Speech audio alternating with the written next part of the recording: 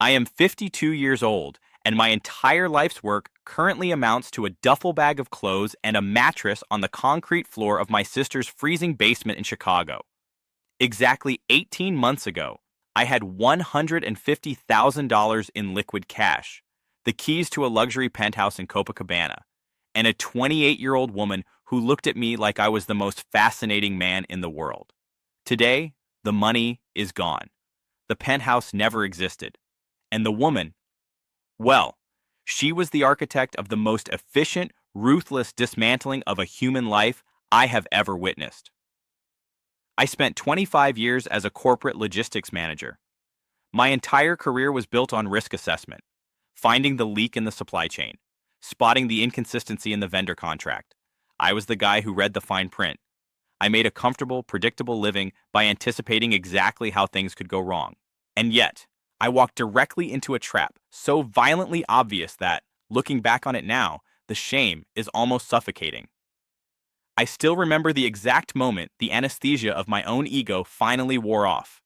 Waking up face down in the boiling sand of Ipanema Beach, 14 hours after taking a few casual sips of a caipirinha that tasted just a little too sweet. My shoes were gone, my pockets were empty, and as I would soon find out, while I was unconscious in the dirt, my phone had been unlocked and my bank accounts had been systematically bled down to zero. People always want to know how it happens, how a grown, educated, rational man hands over his entire retirement fund to a stranger. They want to hear a thriller about a sophisticated cartel or a complex international cyber scam. They want a villain they can recognize. But the truth is much quieter and far more pathetic. Nobody steals your life from you by force. Not the good ones, anyway. They let you hand it over, piece by piece. They just figure out exactly what you are most desperate to believe about yourself, and they serve it right back to you. For me, the trap wasn't set in Brazil.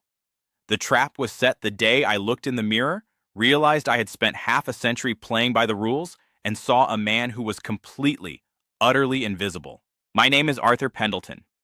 For 25 years, I sat under the fluorescent lights of a corporate park just outside Chicago, managing mid-level logistics for a regional supply chain.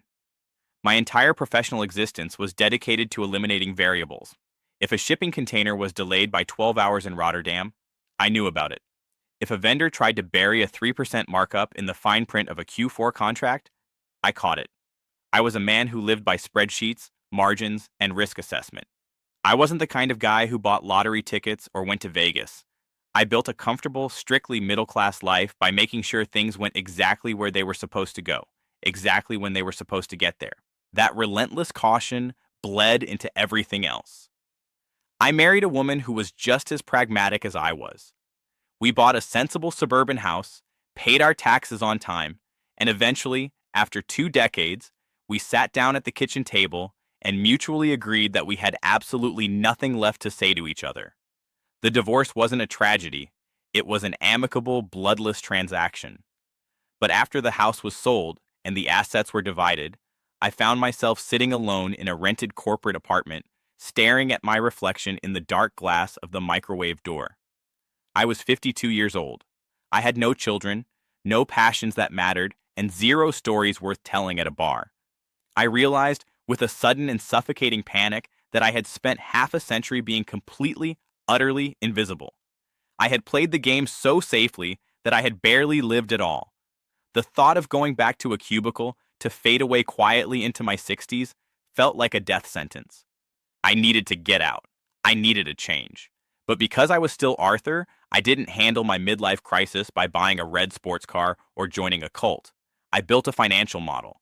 I cashed out a portion of my retirement fund and consolidated exactly $150,000 in liquid savings. In Chicago, that amount of money was a fragile safety net, but in the right developing economy, it was a runway. I chose Rio de Janeiro. It was the absolute antithesis of my life up to that point, vibrant, chaotic, exotic. But my justification was purely mathematical. The US dollar was incredibly strong. I could live comfortably, learn a new language, and maybe start a modest export business eventually.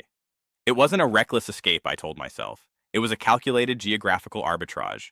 I had earned the right to finally do something for myself. For the first few months, my system worked flawlessly. I didn't act like a foolish tourist. I rented a practical, mid-range Airbnb apartment 2 blocks off the beach in Copacabana. I put myself on a strict monthly budget of $2,500, meticulously tracking every real I spent on groceries, utilities, and private Portuguese lessons. I felt completely in control. I would walk the mosaic boardwalks in the morning, feeling the Atlantic breeze on my face, looking at the mountains, convinced I had successfully engineered my own reinvention. I was no longer the bored corporate drone. I was a savvy expatriate who had beaten the system. But underneath the budget sheets and the satisfaction of my new routine, there was a quiet, gnawing silence in that apartment. I was living in one of the most beautiful, sensual cities on earth, surrounded by millions of people, but I was still eating dinner alone every night. I told myself I was just adjusting. I told myself I enjoyed my independence. The truth was, my spreadsheets couldn't account for the absolute emotional starvation I was carrying around. I had an unacknowledged, desperate craving to be seen. I wanted someone to look at me and see a dynamic, interesting, capable man. I had built the perfect stage for a grand second act, but the reality was that I was the only person in the audience, and that silent, aching need for validation was the exact blind spot I never factored into my risk assessments. The implementation of my new life was mechanically perfect. I treated my early retirement exactly like a Q3 corporate logistics overhaul. Every morning at precisely 6:30, I would walk down to a corner bakery on Rua Barata Ribeiro, order a black coffee and a pão na chapa in carefully rehearsed broken Portuguese, and spend 2 hours running vocabulary drills on my tablet. I kept my financial spreadsheet open on my laptop at all times, a digital safety blanket. At an exchange rate of 5 raised to $1, my 150,000 was a fortress. I had mapped out a comfortable runway of 4 to 5 years. If I eventually started a modest export business, maybe shipping specialized agricultural parts back to the States, something dry and predictable, I could stretch it indefinitely. The math was flawless. The logic was unassailable. I had successfully removed all the risk from my existence. But that is the problem with removing all the friction from your life. Without friction, you start to drift. By my 4th month in Copacabana, the tropical novelty had completely worn off, and a profound, terrifying quiet had settled over my routine. I would stand on my small Airbnb balcony in the humid evenings, watching the chaotic, vibrant life of the city unfold below me. Groups of friends laughing loudly at the corner kiosks, couples walking intimately along the mosaic sidewalks, people moving with a raw, kinetic energy I had never possessed. I was surrounded by millions of people, yet I was entirely invisible. My phone never rang. The only emails I received were automated banking alerts. Back in Illinois, my ex-wife was already remodeling the kitchen we used to share. The corporate machine I had dedicated 25 years of my life to had replaced me within 48 hours. The world was spinning perfectly well without me. I had achieved the ultimate freedom, only to discover that absolute freedom is practically indistinguishable from total irrelevance. I was a ghost haunting my own perfectly budgeted life. I needed to prove that my second act wasn't just a geographical relocation of my loneliness. I desperately craved for someone to look across a table and find me interesting, capable, and vital before the clock ran out completely. I wanted to be the worldly man this city demanded, not the bored suburban manager I had left behind. I thought my vulnerability was financial, so I locked my money behind 2-factor authentication and strict daily withdrawal limits. I had no idea my actual vulnerability was the simple, devastating fact that I hadn't felt truly desired, respected, or important to anyone in over a decade. I was a vault with a 6-inch steel door, completely unaware that the back wall had been entirely removed. And that was the exact psychological state I was in on a humid Tuesday evening, when I made the seemingly harmless decision to break my own strict budget rules. I was suffocating in the silence of my apartment.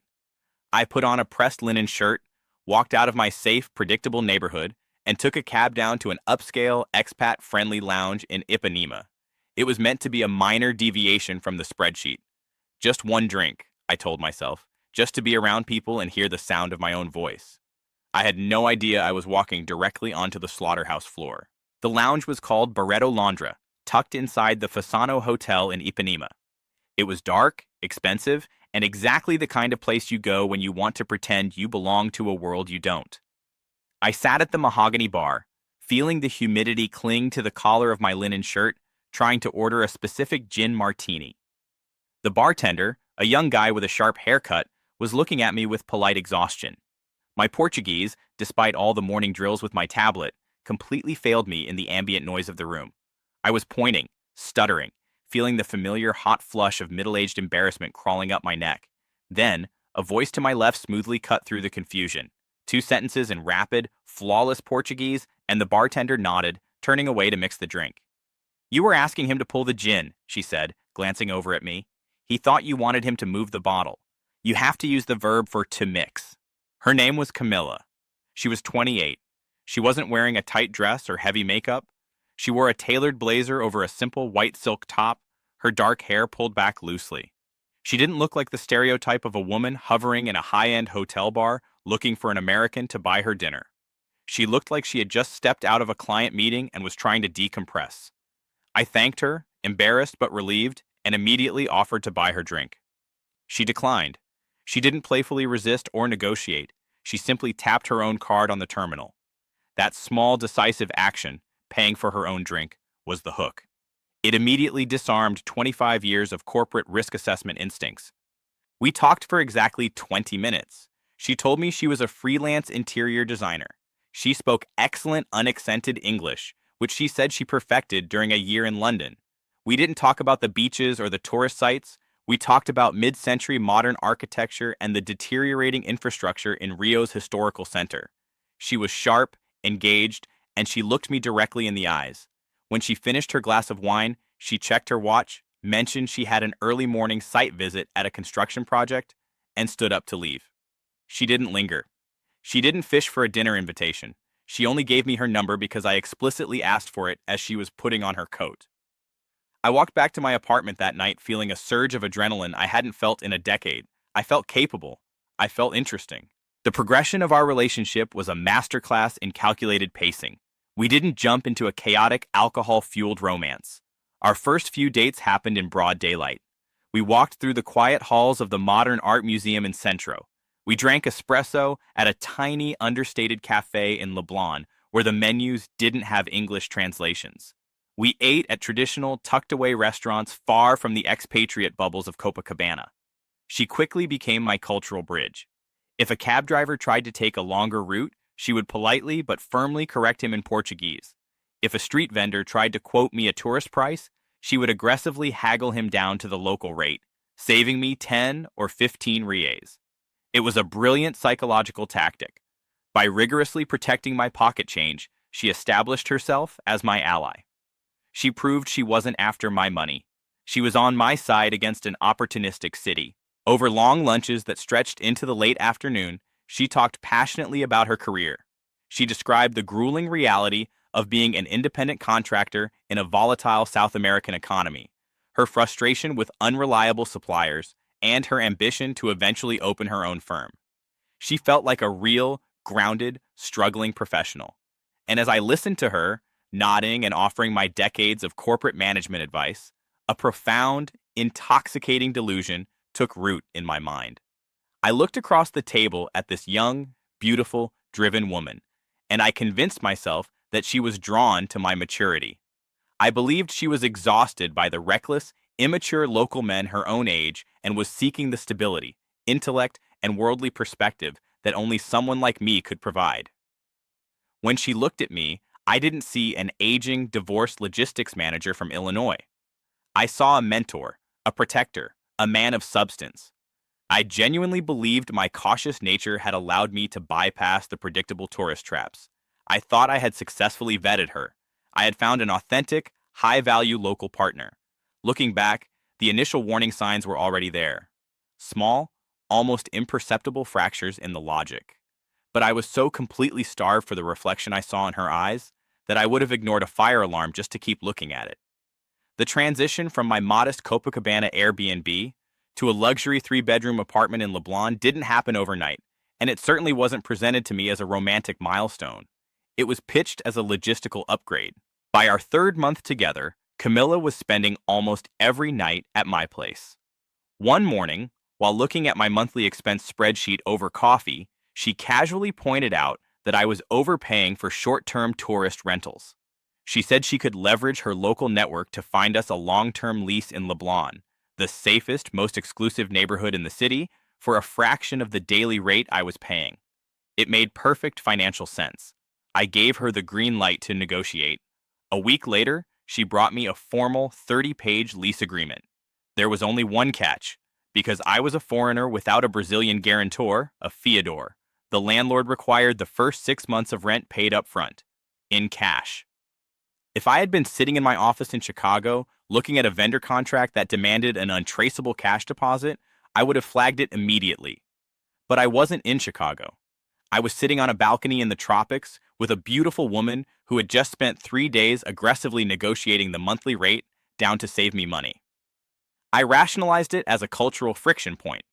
This is South America, I told myself. Bureaucracy is heavy, the systems are archaic, so cash is king. I went to the bank, withdrew the equivalent of $18,000, and handed it to her to close the deal. I didn't see it as a risk. I saw it as a calculated maneuver to secure our living situation.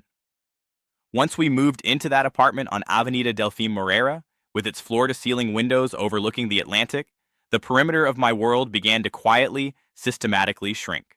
Camilla became my sole bridge to the outside world. She handled the doormen, she spoke to the utility companies, she ordered our groceries.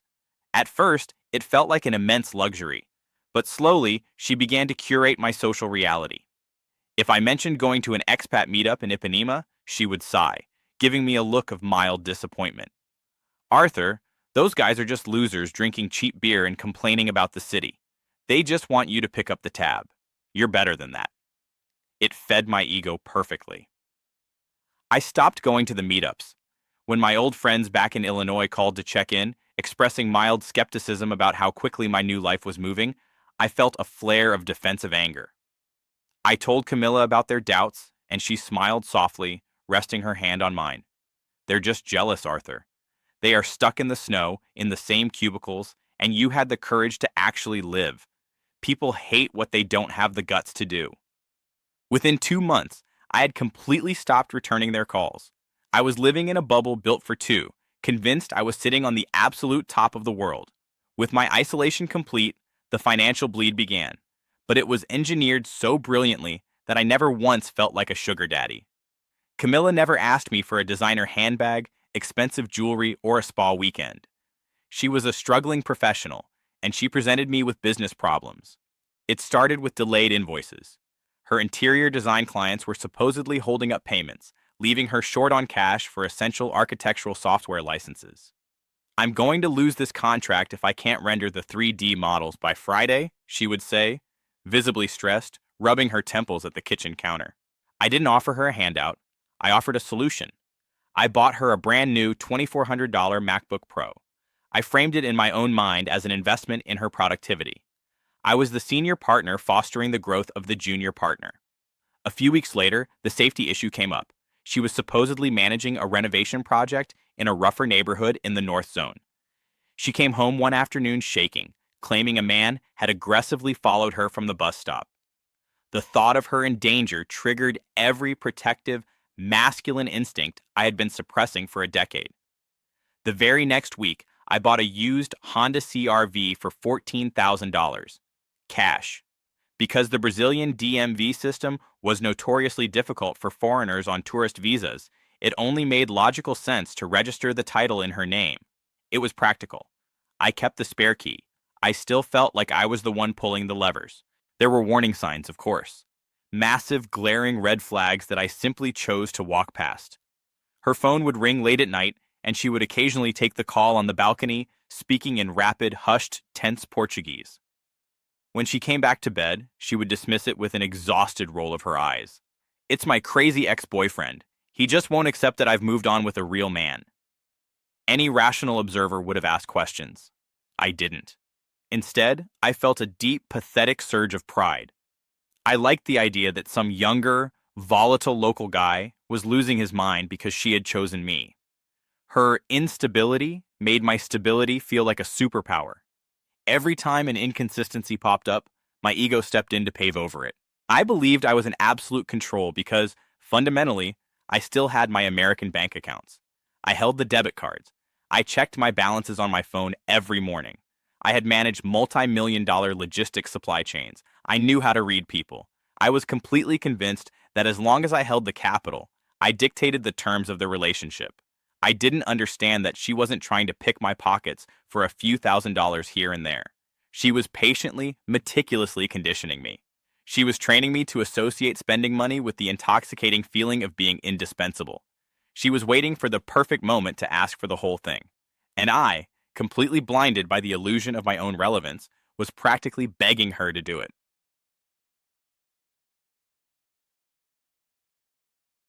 The moment a man decides to destroy his own life, he rarely does it in a sudden fit of reckless passion. If you are anything like me, you do it with a spreadsheet open, a pen in your hand, and a profound sense of self-congratulation.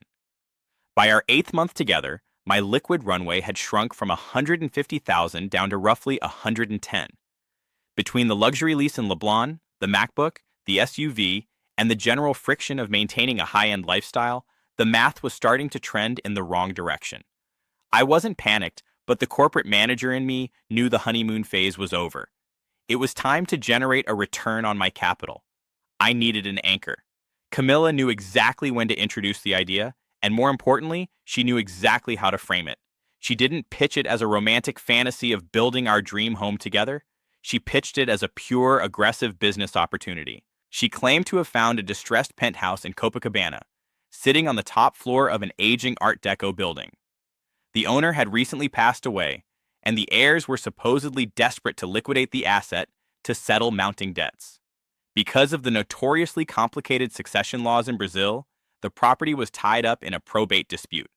However, Camilla had a family lawyer who specialized in untangling these exact types of distressed real estate. The asking price was a fraction of the market value, exactly $100,000, payable entirely in cash to bypass the frozen estate accounts. Her proposal was brilliant in its simplicity.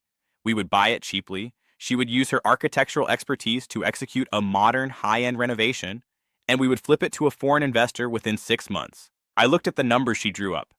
The projected margins were spectacular, but the psychological hook was even more irresistible than the financial one. This wasn't me buying a younger woman designer handbags or paying off her personal debts. This was real estate, bricks, mortar, and concrete, a tangible asset. Entering a joint venture like this wasn't just a way to secure my financial future. It was a calculated business move that simultaneously proved my total commitment to the woman I loved. I was the capital, she was the sweat equity.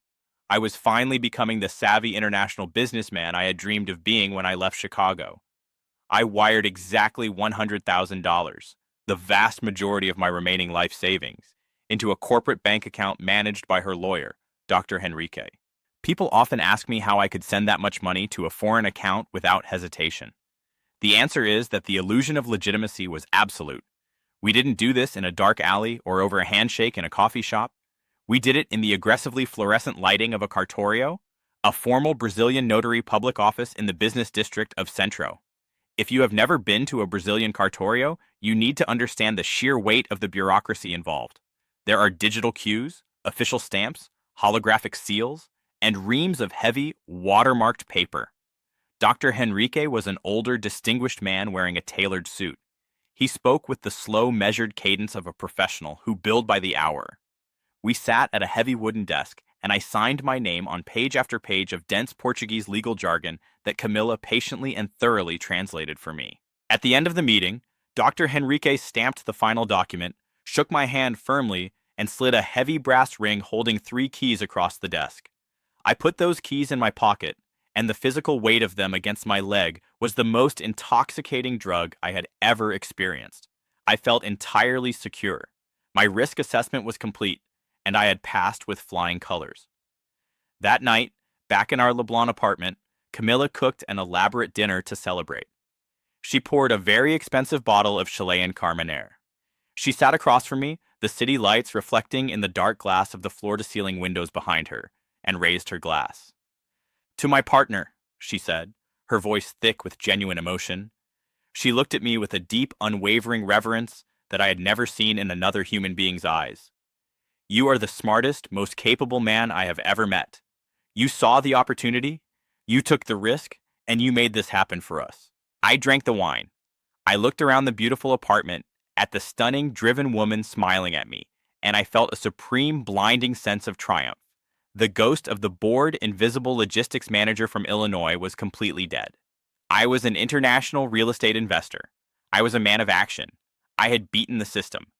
I had absolutely no idea that I was holding a set of keys that unlocked nothing, holding a glass of wine paid for with my own stolen money, celebrating the successful, flawless completion of my own financial execution. 6 weeks went by, and not a single hammer was swung in the Copacabana penthouse. First, it was a delay with the city permits. Then, a structural engineering review. By the middle of the second month, Dr. Henrique had simply stopped returning my calls. Camila was constantly out of the apartment, claiming she was managing her other sites while we waited for the red tape to clear. One Tuesday afternoon, driven by a quiet, nauseating knot in my stomach that I had been suppressing for days, I took a cab to Copacabana by myself. I walked into the lobby of the aging Art Deco building, took the wood-paneled elevator to the top floor, and slid my heavy brass key into the deadbolt. It didn't turn. I tried the second key. Nothing. I went back down to the lobby and found the building manager, an older man in a faded blue uniform. My Portuguese was still too primitive for the conversation we needed to have, so I pulled out my phone and typed a sentence into Google Translate. I am the new owner of the penthouse. My key is not working. I handed him the screen. He read it, frowned, and slowly typed his reply. He handed the phone back to me. The penthouse is not for sale. It is owned by a corporate holding company. It is rented to tourists. I stood there in the lobby, listening to the hum of the ceiling fan, the cartorio, the watermarked paper, the holographic seals.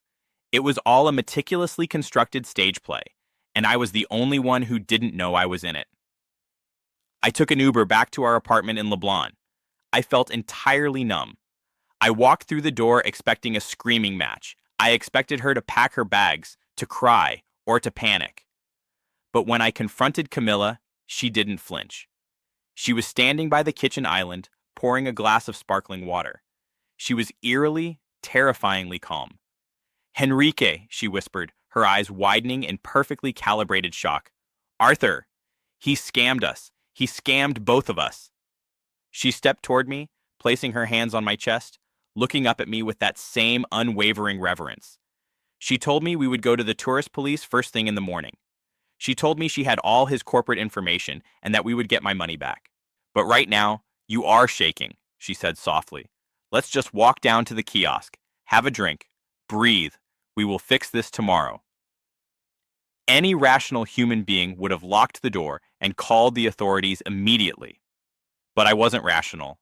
I was a man staring at the collapse of his own ego. I walked down to the beach with her because a pathetic, desperate part of me still wanted to believe the fantasy. I wanted her to be right. We sat at a white plastic table on the mosaic sidewalk of Ipanema. The ocean was black and loud. She ordered me a caipirinha. I took a few sips. I remember thinking it tasted a little too sweet. I remember watching her check a text message on her phone. And then, the world simply dissolved. I woke up with the taste of salt and copper in my mouth. The sun was directly overhead, beating down like a physical weight. I was face down in the boiling sand of the beach. I tried to stand, but my legs wouldn't hold me. A violent wave of nausea hit me. I patted my pockets. My wallet was gone. My phone was gone. I looked down and realized I wasn't even wearing my shoes.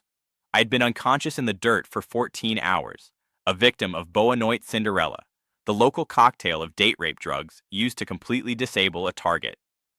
It took me 2 hours to stumble to the tourist police station in Leblon. They let me use a computer. When I finally managed to bypass the security protocols and log into my American bank accounts, I saw the final stroke of her masterpiece. She hadn't just stolen my phone. She had used my unconscious face to unlock it. While I was lying in the sand, the remaining $30,000 to my name had been systematically transferred out in multiple, untraceable crypto purchases. When the police escorted me back to the luxury apartment on Avenida Delfim Moreira, it had been swept entirely clean. Her clothes were gone. The $2,400 MacBook was gone. Every single piece of paper, every receipt, Every trace that she had ever existed in my life had vanished. My grand total of $150,000 was completely wiped out. Today, I am 52 years old, living on a mattress in my sister's unfinished basement in Chicago. I listen to the furnace kick on during the freezing nights, and I stare at the concrete ceiling. I don't blame Brazil. I don't even blame Camilla. She was just a predator doing what predators do. She saw a man walking around with a massive, unacknowledged emotional void, and she simply offered to fill it for a fee. I spent 25 years assessing risk, looking for the flaw in the supply chain. But the flaw was never in the contract. The flaw was my own absolute terror of being ordinary.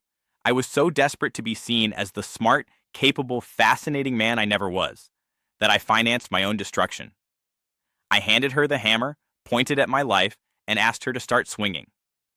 People think you lose your life in one catastrophic mistake. You don't. You lose it in tiny, justified increments. You lose it the moment you decide that the lie you are being told is more beautiful than the truth you are living.